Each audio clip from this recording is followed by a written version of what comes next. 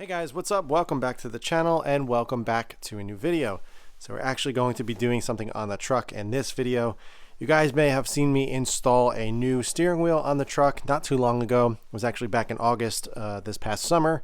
It was a brand called Revasol. Really enjoyed it, really liked it. However, the finish on the actual steering wheel, the synthetic leather that they use to wrap it, just did not hold up. And unfortunately, it's just not up to my standards and it's just peeling and everything, and I'm just not a big fan of it. So I picked up a new one, a little bit higher quality, a little bit nicer looking in my opinion. So before we show the new steering wheel, let's head into the truck. I wanted to show you the peeling and just kind of what's going on, just so you guys get an idea. It is a very nice steering wheel overall, but just the finish on it is just not great. And you know, for it only being 6 or 7 months old, that's pretty it's pretty bad. So let's head into the truck and I'm gonna show you what I'm talking about. So as you can see on this side, it's just completely disintegrating. The rest of the steering wheel around the entire thing is totally fine. It's just this left section here. Now I understand if this had 100,000 miles on it or something, but this literally probably has about 2,000 or 3,000 miles. You guys know how meticulous and detailed I am with all my cars and my truck and everything. So, you know, I don't drive with dirty hands and I'm constantly cleaning things and always making sure I'm staying on top of my vehicles. But this just did not hold up over time and it was bothering me, so I wanted to pick up a little bit higher quality and one with actual genuine leather. So let's go back in the garage and I'll show you what I got.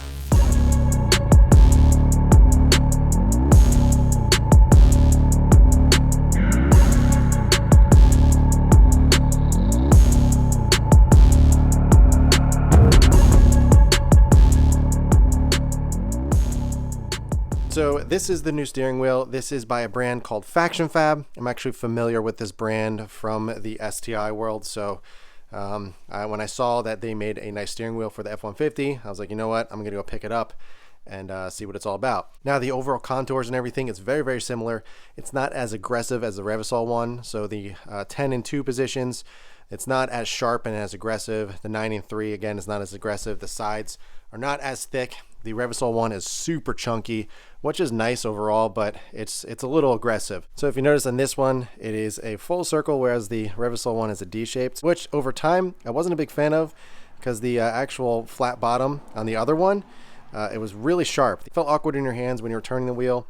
And it just, I don't know, it felt weird in your hands. So I always thought that if I ever replaced it, I would get a full circle one instead of the D-shaped steering wheel. So I saw that this was a full non-flat bottom, so I was excited about it. But as you can tell on the tops, it's actually real leather, whereas the other one is a synthetic leather on the bottom as well. The sides is the same perforated leather, but it's again real leather as opposed to the synthetic. So very, very nice steering wheel. I'm looking forward to getting it on.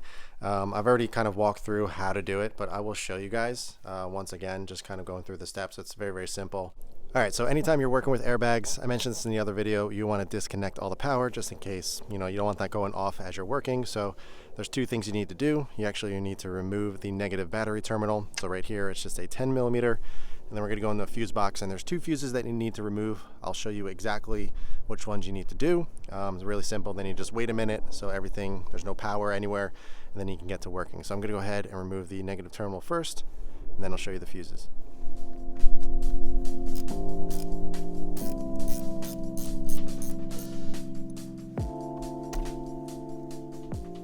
All right, so we got the negative terminal off. Now we're going to remove the fuses. We need to remove fuse 35 and 22. 35 is this blue 20 amp right there, and then 22 back here is the 30 amp, the little pink one right there. So I'm gonna go ahead and remove those. Then we're gonna wait a full minute, and then we can get started on the actual install. So just for reference, on the back of the fuse box cover, you can see 35 and then 22. So if anybody is curious about the actual diagram, there it is.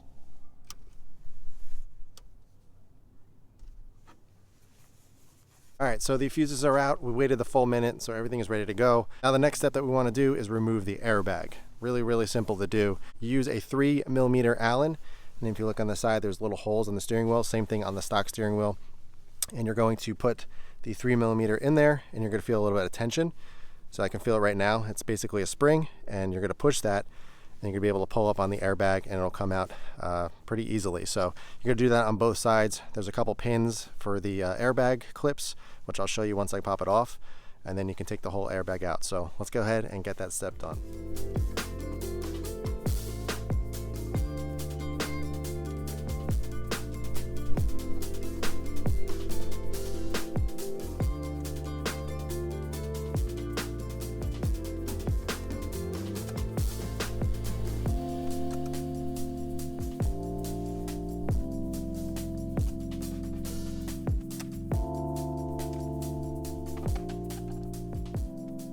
All right, so the airbag is out, but there's still a few clips on the back side. You're gonna see these 2 yellow plugs with 2 orange clips, and all we're going to do is take a small flathead and kind of place it behind the little orange clip. Sorry, it's kind of hard to do this with the camera in my hand, like that, and like that.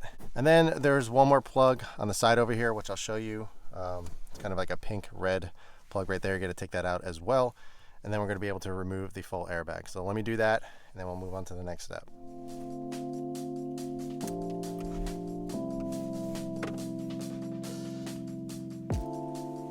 All right, so the airbag is out. Now a quick tip, I mentioned this in the other video as well. When you are placing the airbag, you don't wanna put it upside down, because if it goes off, it's going in the air. So you always place it facing upright. So I'm going to place it away from anyone or anything. I'm going to place it right there, and we're good to go. So now let's get to actually removing the steering wheel. All right, so airbag is removed. Next step, we're actually going to take this plug out. It's pretty simple. There's a little tab that comes out like that. And then the last thing to do to actually remove it from the actual car or the truck is this bolt right here. This is a 24 millimeter. So you want a 24 millimeter socket. I have it with an extension and my ratchet, or sorry, my impact. You can use a ratchet if you wanted to. It's really not on there that well or that tight, but this is just easier. So place it on there.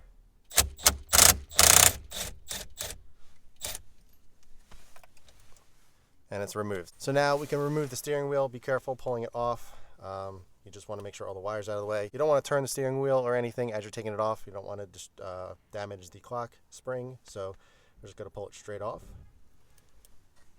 Get the airbag cables out, and the steering wheel's off. So let's head over to the workbench, and I'll show you the difference between the 2 steering wheels. All right, so we got both steering wheels side by side. All we're going to be doing is transferring over the buttons, the steering wheel buttons, and the trim and everything. It simply just pulls right off. There's no screws or anything. So we're going to be transferring that over to the new one, but I just wanted to show you the difference as well. So as you can see, the Revasol has a flat bottom, and the FactionFab is just a full round bottom, which again, I prefer this after experiencing this. The Revasol, as you can tell, is a little bit more aggressive in terms of the contouring and everything, whereas this one's a little bit more subtle, a little bit more OEM looking. It's still just as thick. It's kind of hard to tell on here. I don't know the exact dimensions, but I almost feel like the FactionFab, the diameter of it is a little bit smaller than the Revasol. The Revasol is pretty large. This one's as big as the stock steering wheel, I believe, maybe a little bit bigger.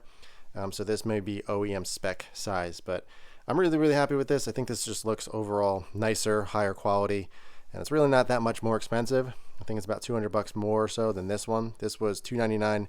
This was $499. Honestly, I think it's worth it, just the better quality, and I think it just fits the truck a little bit better. So this is just an add-on carbon fiber trim. If anybody's interested, you can take it off. It's just held on by 3M double-sided tape, but it adds a cool little touch. Plus with the steering wheel, Ford badge is carbon as well, so everything kind of just flows nicely. So let me go ahead and transfer all of this stuff over to the new wheel, and then we can get to installing the new one on the truck.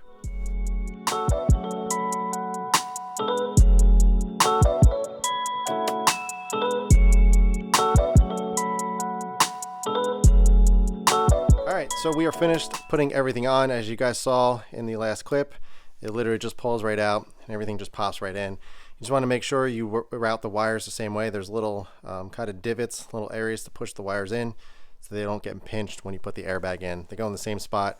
And there's little kind of zip tie plugs or whatever you want to call them that just go right into the little holes in the back right there. And yeah, so another thing that I actually noticed is that the FactionFab has black stitch, whereas the Revasol has red stitch. Red stitch is okay, but there's no red stitch in the truck at all. I do like the little stripe at the top, but the red stitch I thought was a little much. I really didn't need it. And this is just plain, clean black stitch. So I think, again, it's a better, cleaner OEM look, whereas the Revasol is a little bit more aftermarket looking in my eyes. As you can see on the Revasol, red stitch, whereas on the FactionFab, it's just a clean black stitch. So again, I prefer that. I think it just looks a little bit nicer.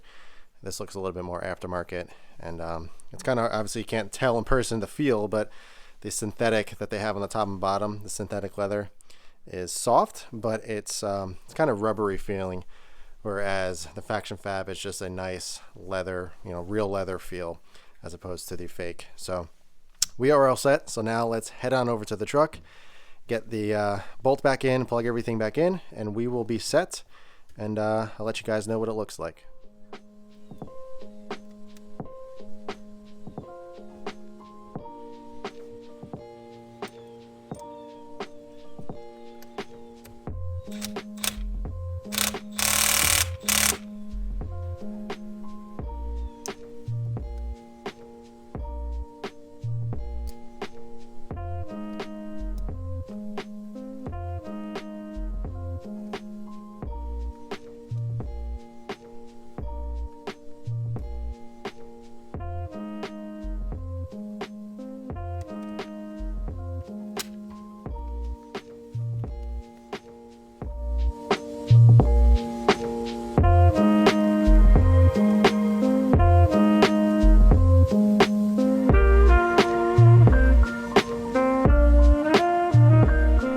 Steering wheel is installed, airbag is back in. Just make sure you plug everything back in where the appropriate plugs and everything.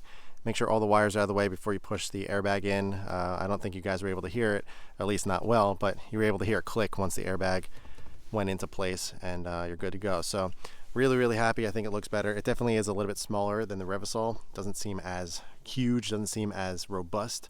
I think this is a little bit more towards the OEM size. It might be a little bit smaller, to be completely honest, which actually I prefer. I always thought the stock F150 steering wheel was pretty massive, so I'm happy with this. But I may be wrong in terms of the actual diameter, but I just got so used to the Revasol one. So now we are finished here. Let's plug the battery in, put the fuses back in, make sure everything works, and then we can wrap this video up.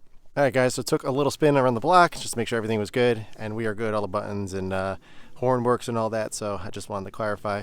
But it feels really nice. It does feel much thinner at the top than the Revasol. The Revasol feels, again, more thicker and just overall a little bit more aftermarket. This feels a little bit more OEM, but it is really nice. I'm really happy with it.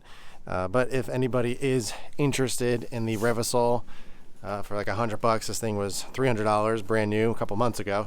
Let me know. I'll be happy to sell it to you. I have a box that I can ship it in and everything, so we're ready to go. But let me know. It's just the little finish at the top right there that's kind of coming off. Everything else is beautiful and perfect, and it fits like OEM. The overall thickness of the steering wheel is pretty nice. I don't want to say I miss it, but I think it is a little bit nicer in terms of the overall diameter of the steering wheel, the overall thickness. If you guys see over here as well, I also picked up a tuner. I'm going to be tuning the truck as well. This is an SCT X4, but I got custom 5-star tunes that I'm going to be installing on the truck. That seems to be the most popular tunes to go with, but you need a tuner just like the access port on the STI. You need something to actually load them onto the truck. So I got the SCT, and I got 3 custom tunes from 5-star. So I'll be doing another video on that and letting you guys know what I think, but I'm really excited for that. So, all right guys, so that is going to wrap up this video. I hope you guys enjoyed it. Kind of just walked you through on how to install a steering wheel on an F150. It's pretty much the same across the board for all steering wheels, so it's a pretty universal install, but for the most part, it is pretty much the same. And I actually already did this on the F150 a couple months ago with the Revasol. So if you are interested, again, the link is below. So stay tuned for the actual tune of this truck. I'm really looking forward to it. But yeah, if you have any questions at all, be sure to ask them below. But in the meantime, keep it clean, keep it simple, and I'll catch you guys in the next one.